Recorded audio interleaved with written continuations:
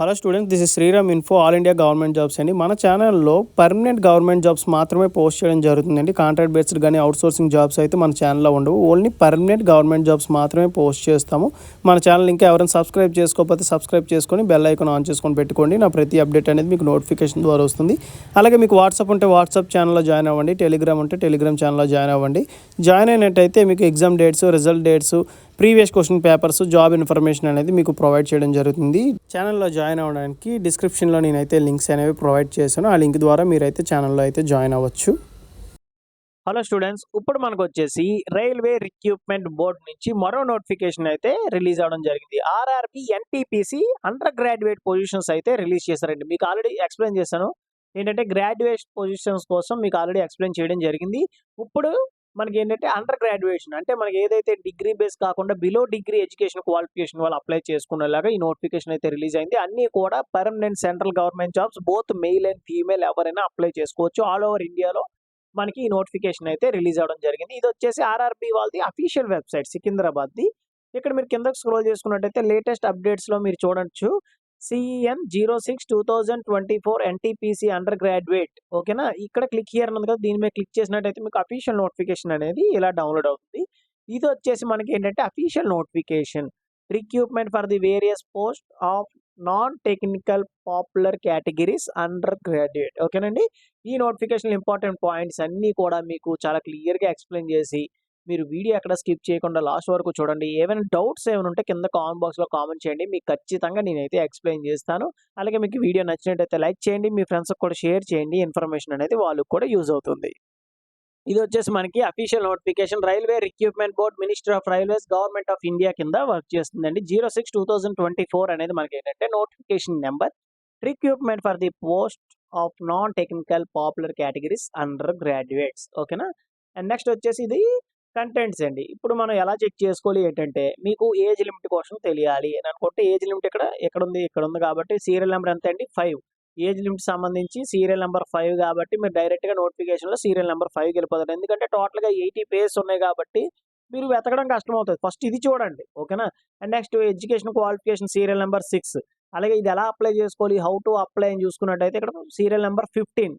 Steps to submit online application 15.1. ఇలాగా ఈ విధంగా మీరు ఈ కంటెంట్స్ అనేవి చెక్ చేసుకోవాల్సి ఉంటుంది. అండ్ నెక్స్ట్ ఇంపార్టెంట్ డేట్స్ చూడండి. ఆన్లైన్ రిజిస్ట్రేషన్ మనం ఎప్పుడు స్టార్ట్ అయిందంటే 21 సెప్టెంబర్ 2024 అయితే మనకి స్టార్ట్ అయింది. అలాగే క్లోజింగ్ డేట్ మనం చూసుకున్నట్టయితే 20 అక్టోబర్ 2024 అయితే మనకి క్లోజ్ అవుతుంది. ఈ లోపు మీరు అయితే అప్లై చేసుకోవాల్సి ఉంటుందండి ఆన్లైన్లో. And next date of modification window చూసుకున్నట్టయితే ఎప్పుడు ఎనేబుల్ ఉంటుంది, 23 అక్టోబర్ నుంచి 1 నవంబర్ వరకు మనకైతే టైం అయితే ఉంటుంది. ఈ లోపు మనం ఏమైనా తప్పులు ఏమైనా ఉన్నా, మిస్టేక్స్ ఏమైనా ఉన్నా చేంజ్ చేసుకోవచ్చు అనమాట. ఓకేనా, ఆన్లైన్ అప్లికేషన్ అనేది all Indian citizens are eligible. ఇది ఎవరైనా సరే దీనికి అప్లై చేసుకోవచ్చు. బోత్ మెయిల్ అండ్ ఫీమేల్ ఎవరైనా అప్లై చేసుకోవచ్చు. అలాగే డీటెయిల్స్ ఆఫ్ వేకెన్సీస్ మనం చూడండి. ఇప్పుడు ఫస్ట్ వచ్చేసి కమర్షియల్ కమ్ టికెట్ క్లర్క్ వచ్చేసి మనకి 21,700 అనేది ఇనీషియల్గా బేసిక్ శాలరీ అనేది ఇస్తున్నారు. 21,700 ఇనీషియల్గా మీకు ఇచ్చినట్టయితే గ్రాస్ శాలరీ 38,000 పర్ శాలరీ ఇస్తారనండి. అంటే 38,000 పర్ మంత్ శాలరీ అయితే వస్తుంది. అలాగే ఏజ్ విషయానికి వచ్చినట్టయితే 18 ఇయర్స్ నుంచి 33 ఇయర్స్ ఉన్న వాళ్ళు ఎవరైనా అప్లై చేసుకోవచ్చు. ఏజ్ రిలాక్సేషన్ కూడా ఉంది, అది ఫర్దర్గా నేను ఎక్స్ప్లెయిన్ చేస్తాను. దీనికి టోటల్గా వేకెన్సీ వచ్చేసి 2022 వేకెన్సీస్ అయితే రిలీజ్ అవ్వడం జరిగింది. ఓకేనా, టికెట్ క్లర్క్కి. అండ్ నెక్స్ట్ వచ్చేసి అకౌంట్ క్లర్క్ కమ్ టైపిస్ట్ చూసుకున్నట్టయితే 19,900 initial basic salary. Gross salary వచ్చేసి 35,000 పర్ మంత్ శాలరీ వస్తుంది. దీనికి కూడా ఏజ్ లిమిట్ సేమ్ 18 ఇయర్స్ నుంచి 33 ఇయర్స్ ఉన్న వాళ్ళు ఎవరైనా అప్లై చేసుకోవచ్చు. 361 వేకెన్సీ అయితే రిలీజ్ అవ్వడం జరిగింది. అలాగే జూనియర్ క్లర్క్ కమ్ టైపిస్ట్ మనం చూడండి 19,900 వేకెన్సీ అయితే రిలీజ్ అయ్యాయి. ఏజ్ లిమిట్ కూడా సేమ్ అండి, 18 ఇయర్స్ నుంచి 33 ఇయర్స్ ఉన్న వాళ్ళు ఎవరైనా అప్లై చేసుకోవచ్చు. అలాగే నెక్స్ట్ దీనికి టోటల్ వేకెన్సీ వచ్చేసి 990 వేకెన్సీ అయితే రిలీజ్ అవ్వడం జరిగింది. అండ్ నెక్స్ట్ ట్రైన్ క్లర్క్ చూసుకున్నట్టయితే same salary, age limit same. టోటల్గా దీని వేకెన్సీ వచ్చేసి 72 వేకెన్సీ అయితే రిలీజ్ చేశారు. టోటల్గా ఈ 4 పోస్టులకు సంబంధించి 3,445 వేకెన్సీస్ అయితే రిలీజ్ అవ్వడం జరిగింది. అండ్ ఇంపార్టెంట్ ఇన్స్ట్రక్షన్స్ చూసుకున్నట్టయితే ఆన్లైన్ రిజిస్ట్రేషన్లో మీకు valid email ID and mobile number ఇవ్వాల్సి ఉంటుంది. ఎందుకంటే ఫర్దర్గా మీకు అడ్మిట్ కార్డు కానీ కాల్ లెటర్ కానీ ఏదైనా సరే మీకు దాంతోనే కమ్యూనికేట్ చేస్తారు. At the time of creating an account మీకు ఆ డీటెయిల్స్ అనేవి అడుగుతారు, అది వ్యాలిడ్ అయితే ఇవ్వండి. అండ్ నెక్స్ట్ వచ్చేసి జనరల్ ఇన్స్ట్రక్షన్స్ చూసుకున్నట్టయితే జనరల్ ఇన్స్ట్రక్షన్స్లో మీ name, father name, date of birth అన్నీ కూడా మీ 10th క్లాస్ మార్క్ లిస్ట్ మీద ఏదైతే ఉందో సేమ్ యాజ్ టీజ్గా అదే మెన్షన్ చేయండి. ఒక్క లెటర్ కూడా మారకూడదు. Next preference of post merit list బట్టి మీకు పోస్టింగ్ అయితే ఇవ్వడం జరుగుతుంది. లేదు మీకు పోస్టింగ్ అక్కడ నచ్చలేదనుకోండి, మీరు ట్రాన్స్‌ఫర్ చేసుకోవచ్చా అంటే చేసుకోవచ్చు. బట్ అట్‌లీస్ట్ మినిమమ్ 5-10 ఇయర్స్ మీరు వర్క్ చేయాల్సి ఉంటుంది. ఇప్పుడు మీకు చెన్నైలో వచ్చిందనుకోండి, అక్కడ మీకు నచ్చలేదనుకోండి, మినిమమ్ 5-10 ఇయర్స్ అక్కడ వర్క్ చేసిన తర్వాతే మీరు ట్రాన్స్‌ఫర్ చేసుకోవచ్చు. ఐదర్ సికింద్రాబాద్‌కైనా, బెంగుళూరుకైనా ఎక్కడికైనా మీరు ట్రాన్స్‌ఫర్ చేసుకోవచ్చు. ఇదేంటంటే ఎస్సీ, ఎస్టీ క్యాండిడేట్స్‌కి వచ్చేసి రైల్ ఫేర్ అయితే ఇవ్వడం జరుగుతుంది. అండ్ నెక్స్ట్ మెడికల్ స్టాండర్డ్స్‌కి సంబంధించి ఏమైనా డౌట్స్ ఏమైనా ఉంటే నాకు కామెంట్ బాక్స్‌లో అడగండి. మీకు డీటెయిల్‌గా ఎక్స్‌ప్లెయిన్ చేస్తాం. ఇది లెంతీ ప్రాసెస్ మాట. అండ్ నెక్స్ట్ వచ్చేసి సిటిజన్‌షిప్ చూసుకున్నట్టయితే all Indian citizens are eligible both male and female ఎవరైనా అప్లై చేసుకోవచ్చు. ఏజ్ లిమిట్ విషయానికి వచ్చినట్టయితే 18 ఇయర్స్ నుంచి 33 ఇయర్స్ ఉన్నవాళ్ళు ఎవరైనా సరే అప్లై చేసుకోవచ్చండి. అండ్ నెక్స్ట్ ఏజ్ రిలాక్సేషన్ కూడా చెప్పాను కదా! ఓబీసీ వాళ్ళకి వచ్చేసి 3 ఇయర్స్, ఎస్సీ, ఎస్టీ క్యాండిడేట్స్‌కి వచ్చేసి 5 ఇయర్స్, ఎక్స్ సర్వీస్ మ్యాన్‌కి వచ్చేసి 3 ఇయర్స్ ఏజ్ రిలాక్సేషన్. ఇది ఎలా చూడాలంటే 18 ఇయర్స్ నుంచి 33 ఇయర్స్ అది జనరల్ మాట. మనకు ఓబీసీ వాళ్ళకి అప్లై చేస్తారనుకోండి 18 ఇయర్స్ నుంచి 36 ఇయర్స్ వరకు ఉంటుంది. అంటే ఈ 3 ఇయర్స్ అనేది యాడ్ అవుతుంది. అలాగే ఎస్సీ, ఎస్టీ క్యాండిడేట్స్‌కి 5 ఇయర్స్ యాడ్ అవుద్ది. అంటే 38 ఇయర్స్ అవుతది. ఈ విధంగా మీరు ఏజ్ రిలాక్సేషన్ అయితే చెక్ చేయాల్సి ఉంటుంది. And next no age relaxation is allotted to SC, ST, OBC candidates applying against unreserved category. అంటే కొన్ని స్టేట్స్‌లో మనకి ఎలా ఉంటుందంటే, ఇప్పుడు ఫర్ ఎగ్జాంపుల్ మనం చెన్నై తీసుకున్నాం అనుకోండి. చెన్నైలో మీ కేటగిరీకి సంబంధించి వేకెన్సీస్ అనేవి లేవు. అన్నీ ఓపెన్ కేటగిరీలో ఉన్నాయనుకోండి. మీకు అక్కడ రిజర్వేషన్ అనేది క్లెయిమ్ చేయడానికి అవ్వదు అని చెప్పేసి మనకి ఇక్కడ ఇచ్చారు. ఓకేనా? అండ్ నెక్స్ట్ వచ్చేసి ఎడ్యుకేషన్ క్వాలిఫికేషన్. ఎడ్యుకేషన్ క్వాలిఫికేషన్ అనేది మనకి డీటెయిల్‌గా ఇచ్చారు పోస్ట్ వైస్‌గానే. ఇక్కడ నేను క్లియర్‌గా ఎక్స్‌ప్లెయిన్ చేస్తాను. మీరు జాగ్రత్తగా వినండి. ఏంటంటే ఎడ్యుకేషన్ క్వాలిఫికేషను ఎవరైతే ఇంటర్ చేసిన వాళ్ళు ఉంటారో, ఇంటర్‌లో ఎనీ బ్రాంచ్ అండి. ఓకేనా? ఎంపీసీ అవ్వచ్చు, బైపీసీ అవ్వచ్చు, ఎనీ వొకేషనల్ కోర్స్ అయినా ఏదైనా అవ్వచ్చు. ఇంటర్ వాళ్ళు అప్లై చేసుకోవచ్చు. అలాగే ఐటీఐ వాళ్ళు కూడా ఐటీఐ ఎనీ బ్రాంచ్ ఫిట్టర్ గాని, లేదంటే ప్లంబర్ గాని, మెషినిస్ట్ గాని ఎవరైనా సరే ఐటీఐ 10+2 ఉండాలి. ఓకేనా? 10+1 కాదు. 1 ఇయర్ ఐటీఐ అయితే పనిచేయదు. 10+2 ఇయర్స్ అయితే ఐటీ వాళ్ళు కూడా అప్లై చేసుకోవచ్చు. అంటే ఇంకొక ఎడ్యుకేషన్ క్వాలిఫికేషన్ ఏముందంటే డిప్లొమా క్యాండిడేట్స్. డిప్లొమా వాళ్ళు కూడా దీనికి అప్లై చేసుకోవచ్చు. ఓకేనా? అంటే ఈసీ వాళ్ళు గాని, త్రిబుల్ ఈ గాని, మెకానికల్ గాని, ఆటోమొబైల్ గాని ఎవరైనా సీఎస్‌సి గాని, డిప్లొమా, ఐటీ అండ్ ఇంటర్ ఈ 3 డిపార్ట్‌మెంట్స్ ఎవరైతే ఉంటారో వీళ్ళు ముగ్గురు కూడా అప్లై చేసుకోవచ్చు. 10+2 ఆర్ ఈక్వివాలెంట్ అయితే ఇవ్వడం జరిగింది ఎడ్యుకేషన్ క్వాలిఫికేషన్‌లో. 10+2 అంటే ఇంటర్ చేసిన వాళ్ళొస్తారు, ఐటీఐ చేసిన వాళ్ళొస్తారు, అలాగే డిప్లొమా క్యాండిడేట్స్ కూడా అప్లై చేసుకోవచ్చు. ఓకేనా? అండ్ నెక్స్ట్ ఇక్కడ చాలా ఇంపార్టెంట్ పాయింట్ ఏంటంటే those waiting results of the final examination ఎవరైతే ఫైనల్ ఎగ్జామినేషన్ రిజల్ట్స్ కోసం వెయిట్ చేస్తున్నారో వాళ్ళు నాట్ ఎలిజిబుల్. అప్లై చేయడానికి వాళ్ళు ఎలిజిబుల్ కాదు. వాళ్ళు అప్లై చేయకూడదు. రిజల్ట్స్ డిక్లేర్ అయిపోయి సర్టిఫికేట్ కోసం వెయిట్ చేస్తున్నారనుకోండి, మీరు అప్లై చేయొచ్చు. ప్రాబ్లమ్ లేదు. బట్ ఏంటంటే రిజల్ట్ రాకుండా మీరు అప్లై చేయడానికి అయితే అవ్వదు అని చెప్పి ఇచ్చారు. అండ్ నెక్స్ట్ ఎగ్జామినేషన్ ఫీజ్ మనం చూసుకున్నట్టయితే for all candidates except PWD, female, transgender, X service man and SC, ST, EBC వీళ్ళు కాకుండా ఎవరైతే అన్‌రిజర్వ్డ్ కేటగిరీలో అప్లై చేస్తారో, ఓబీసీ వాళ్ళు ఉంటారో వీళ్ళకి మాత్రం అప్లికేషన్ ఫీజ్ వచ్చేసి ₹500 అనేది అప్లికేషన్ ఫీజ్. ఇనీషియల్‌గా మీరు ₹500 అయితే పే చేస్తారు. సీబీటీ టెస్ట్ 1కి మీరు అటెండ్ అయినట్టయితే ₹400 అనేది రీఫండ్ అయితే అవుతుంది. అంటే మీకు అప్లికేషన్ ఫీజ్ ఎంత పడుతున్నట్టండి? ₹100 అప్లికేషన్ ఫీజ్ అయితే పడుతుంది. ఓకేనా?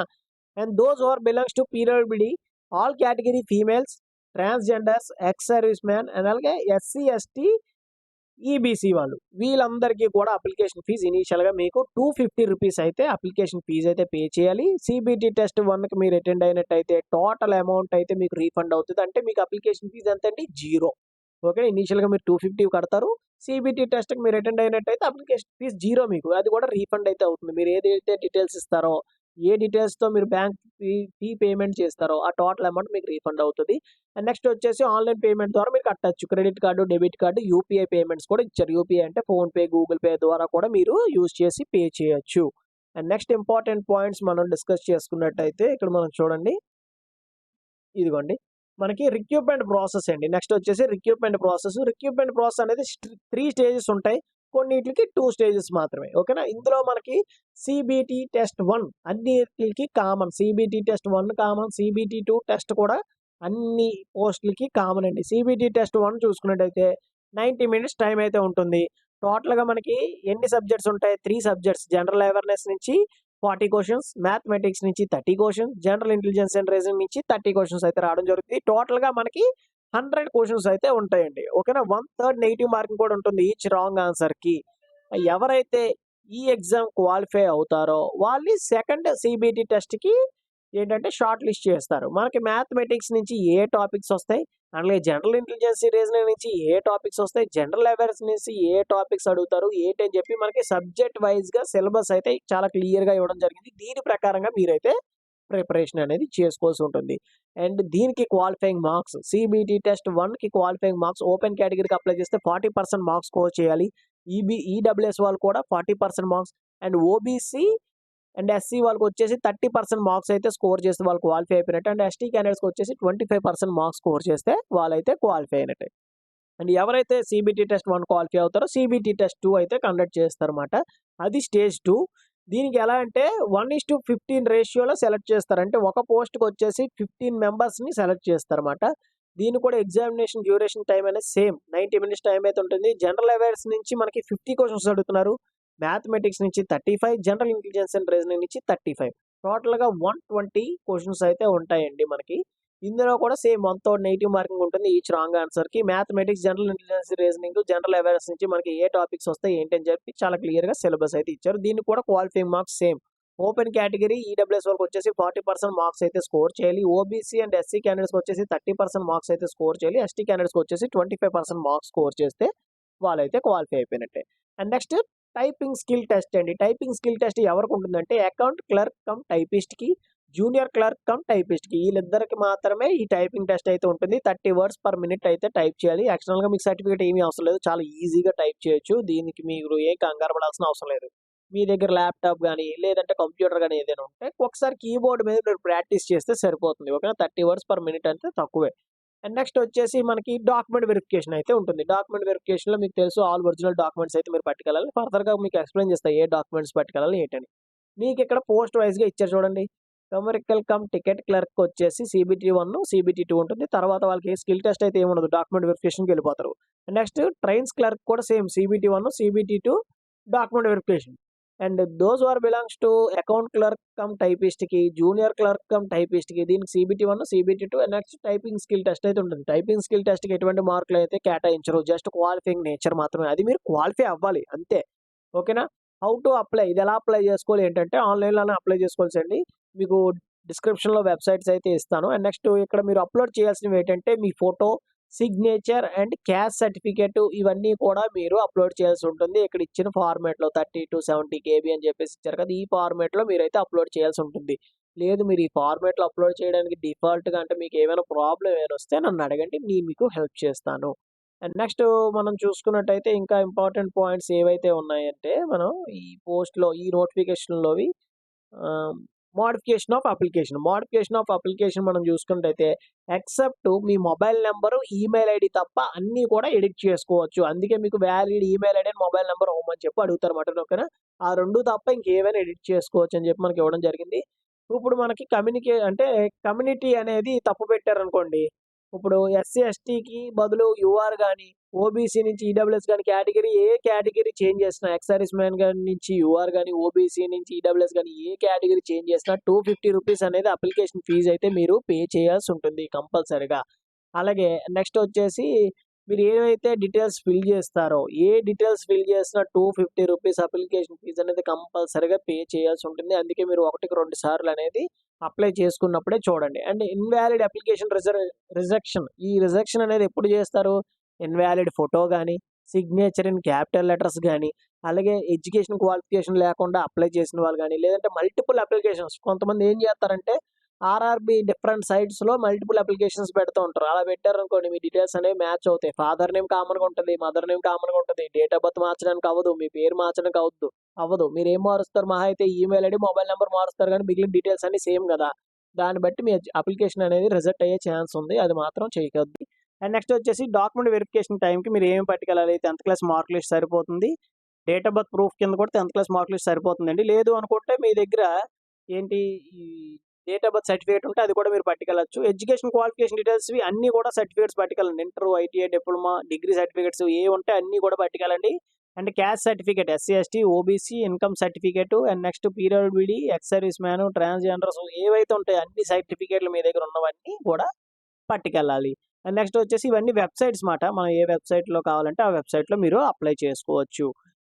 అండ్ నెక్స్ట్ వచ్చేసి ఏంటంటే ఎడ్యుకేషన్ క్వాలిఫికేషన్లు అనేవి ఎక్కడ ఇచ్చారు పోస్ట్ వైజ్గా అంటే మీరు నోటిఫికేషన్ కిందకి వెళ్ళిపోండి. నోటిఫికేషన్ డౌన్లోకి వెళ్ళిపోతే మీకు అక్కడ ఇస్తారన్నమాట ఎడ్యుకేషన్ క్వాలిఫికేషన్వి. ఇక్కడ చూడండి, commercial cum ticket clerk, account clerk cum typist, junior clerk cum typist, trains clerk అన్నిటికి కూడా ఎడ్యుకేషన్ క్వాలిఫికేషన్ అనేది same 12th plus 2 stage or its equivalent అని చెప్పి అడగడం జరిగింది. మినిమం 50% మార్క్స్ వస్తే సరిపోతుంది. మినిమం 50% మార్క్స్ మీకు ఉంటే సరిపోతుంది.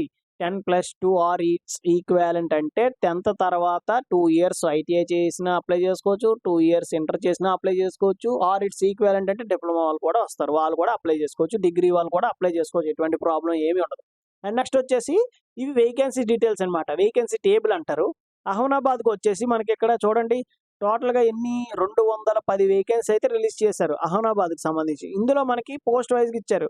కొమర్షియల్ కమ్ టికెట్ క్లర్క్ వచ్చేసి టోటల్గా 155 వేకెన్సీస్, జూనియర్ క్లర్క్ కమ్ టైపిస్ట్కి 46, అలాగే ట్రైన్స్ క్లర్క్ వచ్చేసి మనకి 9 వేకెన్సీ అయితే రిలీజ్ చేశారు. ఏ విధంగా చెక్ చేసుకోవాలంటే ఇప్పుడు ఫస్ట్ వచ్చేసి టికెట్ క్లర్క్ ఉంది కదండి, దీనికి 155 కేటగిరీ వైజ్గా చెక్ చేసుకుంటే ఓపెన్ కేటగిరీకి 63, ఎస్సీ వాళ్ళకి 23, ఎస్టీ వాళ్ళకి 12, ఓబీసీకి 40, ఈడబ్ల్యూఎస్ వాళ్ళకి వచ్చేసి 17 వేకెన్సీ. ఈ విధంగా మీరు చెక్ చేసుకోవాల్సి ఉంటుంది. అలాగే మనకి ప్రతిదీ కూడా టేబుల్ అయితే ఇచ్చారు. బెంగళూరు, సికింద్రాబాద్ అని, చెన్నై అని, భోపాల్ అని ప్రతిదీ కూడా ఇచ్చారు. ఈ విధంగా మీరైతే చెక్ చేసుకోవాల్సి ఉంటుంది. ఇది మనకి ఏంటంటే నోటిఫికేషన్లో ఇంపార్టెంట్ పాయింట్స్ అయితే ఇవే.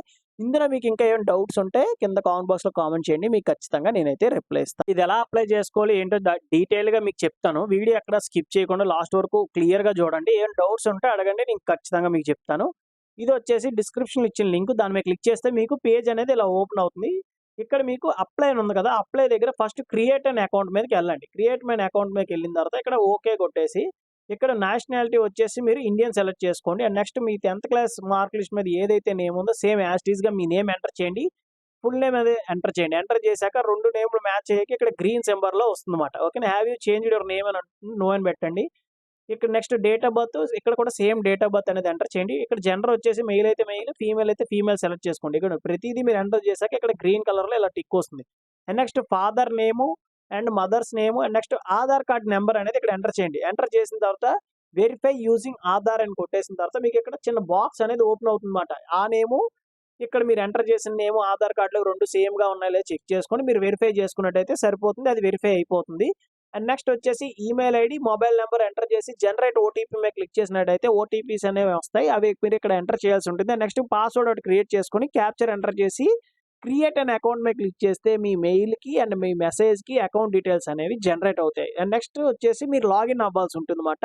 ఇది first stage, create an account stage అన్నమాట. ఫస్ట్ ఇది చేసుకున్న తర్వాత మీకు లాగిన్ అనేది ఎలా అవ్వాలి, లాగిన్ అయిన తర్వాత ఎలా ఉంటుందో మీకు చూపిస్తాను. నెక్స్ట్ స్టెప్ లాగిన్ డీటెయిల్స్ ఇచ్చి లాగిన్ అయిన తర్వాత మీకు పేజ్ అనేది ఇలా వస్తుందండి. మీ డీటెయిల్స్ యూస్ చేసి లాగిన్ అవ్వాలంటే మీ mobile number, password, captcha enter చేసి లాగిన్ అయితే మీకు ఫస్ట్ వచ్చేసి ఇలా వస్తుంది. జనరల్ ఇన్స్ట్రక్షన్స్ ఫస్ట్ ఇక్కడ ఆన్లైన్ అప్లికేషన్ మీద ఉంటుంది కదా, దాని మీద క్లిక్ చేయండి. కింద స్క్రోల్ చేసుకున్నట్టయితే ఇక్కడ చూడండి 06/2025 for non technical popular categories NTPC under graduate position ఉంది కదా, దాని మీద మీరు అప్లై చేస్తున్నారు అన్నమాట. ఇప్పుడు దీనికి సంబంధించి మీరు ఇక్కడ ఏంటంటే జోన్ సెలెక్ట్ చేసుకోవాలి. ఏ జోన్కి అప్లై చేస్తున్నారు ఏంటి అని చెప్పేసి ఇక్కడ మనకి సికింద్రాబాద్ నేను పెట్టుకుంటాను అనమాట. అది మనకు దగ్గర కాబట్టి జోను, నాకు జాబ్ లొకేషన్ అక్కడ కావాలి కాబట్టి నేను సికింద్రాబాద్ జోన్కి నేను పెడుతున్నాను. ఇక్కడ I'm not currently debarred by any RRB, RRC. ఓకేనా, మీరు ఏ ఎగ్జామ్లో కూడా డిబార్ అవ్వలేదని చెప్పి ఇది టిక్ చేసిన తర్వాత నెక్స్ట్ మీద క్లిక్ చేయాలి. క్లిక్ చేస్తే మీకు ఏంటంటే బ్రౌజ్ అయ్యి నెక్స్ట్ స్టెప్కి వెళ్తుంది. మీకు ఏంటంటే ఎర్లీ మార్నింగ్ కానీ లేదంటే మిడ్ నైట్ టైంలో మీరు ఇది ట్రై చేసినట్టయితే నెట్వర్క్ అనేది ఫాస్ట్గా ఉంటుంది, సర్వర్ కూడా చాలా ఫాస్ట్గా ఉంటుంది కాబట్టి మీరు ఈజీగా అప్లై చేసుకోవచ్చు. లేకపోతే ఇగోండి చూసారు కదా ఇప్పుడు ఎలా అయితే బ్రౌజ్ అవుతుందో సేమ్ అలాగే బ్రౌజ్ అయ్యి వెయిట్ చేయాల్సి ఉంటుంది. అప్లికేషన్ ప్రాసెస్ మీద క్లిక్ చేసిన తర్వాత ఫస్ట్ వచ్చేసి మీ పర్సనల్ డీటెయిల్స్ అండి. ఆల్రెడీ ఏంటంటే నేను లాగిన్ అయ్యాను కాబట్టి డైరెక్ట్గా అకౌంట్ క్రియేట్ చేయకుండా నా డీటెయిల్స్ అనేవి అపియర్ అయిపోతాయి.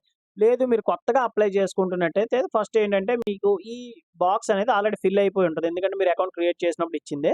తర్వాత ఏంటంటే మ్యారీడా, రిలీజన్ ఏంటి, మదర్ టంగ్ ఏంటి, అండ్ నెక్స్ట్ వచ్చేసి ఎగ్జామినేషన్ లాంగ్వేజ్ అనేది చూస్ చేసుకోమంటుంది. నెక్స్ట్ పర్మనెంట్ మోల్ అనేది ఎక్కడ ఉంది అంటే మీ 10th క్లాస్ మార్క్ లిస్ట్ మీద పుట్టు మార్క్స్ ఇచ్చి ఉంటారు కదా, ఆ 2 అనేది ఇక్కడ ఎంటర్ చేయాలి. నెక్స్ట్ కమ్యూనికేషన్ డీటెయిల్స్ అండి. కమ్యూనికేషన్ డీటెయిల్స్ వచ్చేసి మీ అడ్రస్, ఇవన్నీ ఎంటర్ చేసిన తర్వాత నెక్స్ట్ అదర్ డీటెయిల్స్, తర్వాత education qualification, next upload profile document అని ఉంది కదా, ఏంటంటే మీ ఎడ్యుకేషన్ క్వాలిఫికేషన్ డీటెయిల్స్ అన్నీ కూడా అక్కడ అప్లోడ్ చేయాల్సి ఉంటుంది అన్నమాట. మీ ఫోటో, సిగ్నేచర్ అన్ని.